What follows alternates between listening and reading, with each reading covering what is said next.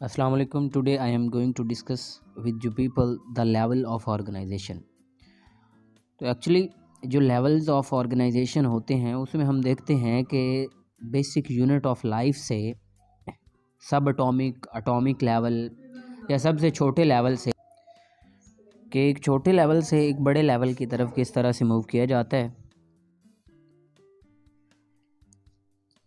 The atoms are actually made up of many subatomic particles. The most stable subatomic particles are electrons, protons, and neutrons. Out of 92 kinds of elements that occur in nature, जो 16 elements होते हैं वो हमारी body में होते हैं, इसलिए उनको बायो एलिमेंट्स कहते हैं. बायो मीन्स लाइफ होते हैं और एलिमेंट्स ऐसे एलिमेंट्स जो किसी भी ऑर्गेनिज्म की बॉडी में, लिविंग ऑर्गेनिज्म की बॉडी में होते हैं, उनको बायो एलिमेंट्स कहते हैं. इनमें से जो 6 होते हैं वो 99% ऑफ द बॉडी बनाते हैं और बाकी जो 10 होते हैं वो 1% ऑफ द बॉडी बनाते हैं. अब ये जो 6 होते हैं इसको मेमोराइज़ करने की एक ट्रिक होती है जिसको हम कहते हैं ओचन कैप. इसका मतलब होता है ओ से ऑक्सीजन, सी से कार्बन, एच से हाइड्रोजन, एन से नाइट्रोजन, सी ए से कैल्शियम एंड पी से फास्फोरस.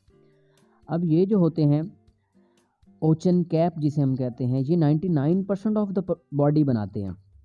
इसमें ऑक्सीजन 65% होती है, कार्बन 18% होती है, हाइड्रोजन 10% होती है, नाइट्रोजन 3%, कैल्शियम 2% एंड पोटाशियम 1%. बाकी जितने 10 के 10 एलिमेंट्स होते हैं ये ट्रेस अमाउंट में होते हैं सभी, और ये टोटल 10 मिल के 1% of the total body mass बनाते हैं.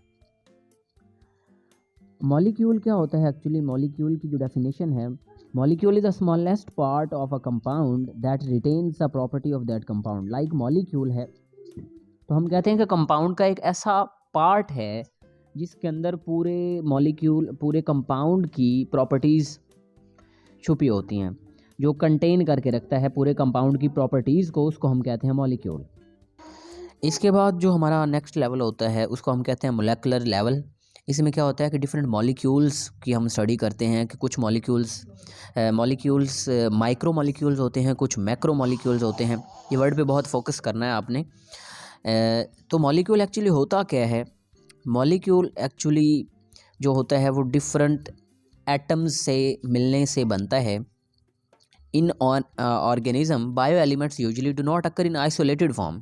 के जो बायो एलिमेंट्स हैं लाइक ऑक्सीजन है, carbon, hydrogen, nitrogen, calcium, phosphorus वगैरह, ये आपस में आइसोलेटेड फॉर्म में नहीं रहते, बल्कि ये क्या करते हैं, आपस में आयनिक या कोवलेंट दो तरह की बॉन्डिंग बना सकते हैं. वैसे तो ये मेटालिक बॉन्डिंग भी बना सकते हैं, उसके अलावा कोऑर्डिनेट कोवलेंट बॉन्डिंग भी बना सकते हैं, लेकिन जो मोस्ट कॉमनली देखी गई है वो आयनिक और कोवलेंट है. तो इनके जरिए आपस में मिलते हैं और एक स्टेबल मॉलिक्यूल बनाते हैं. तो वो जो स्टेबल कंपाउंड है या जो स्टेबल पार्टिकल है उसको हम मॉलिक्यूल कहते हैं. The stable particle formed by such bonding is called as a molecule और बायोमॉलिक्यूल. बायोमॉलिक्यूल तब कहेंगे जब हमारी ह्यूमन बॉडी में या किसी भी लिविंग ऑर्गेनिज्म की बॉडी में प्रेजेंट होंगे.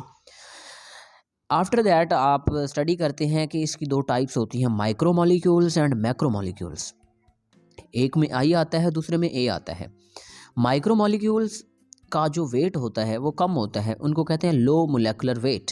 जिस तरह से ग्लूकोज है या वाटर है, इसी तरह से मैक्रो मॉलिक्यूल्स होते हैं जिनका वेट ज़्यादा होता है, हाई मोलेकुलर वेट होता है. लाइक स्टार्च है, प्रोटीन्स, लिपिड्स वगैरह, जितने भी बायोलॉजिकल मॉलिक्यूल्स हैं ये मैक्रो मॉलिक्यूल्स हैं. लाइक न्यूक्लिक एसिड्स वगैरह हैं, या इसके अलावा ग्लाइकोप्रोटीन्स हैं, ग्लाइकोलिपिड्स हैं, ये सारे क्या होते हैं, मैक्रो मॉलिक्यूल्स होते हैं. जब डिफरेंट मॉलिक्यूल्स एक्चुअली आपस में मिलते हैं तो सेल का ऑर्गेनेल बनाते हैं. सेल के ऑर्गेनेल को सब सेलुलर भी कहते हैं. तो एक्चुअली बायोलॉजिकल मॉलिक्यूल्स को या बायो मॉलिक्यूल्स को assemble in a particular way and form organelles.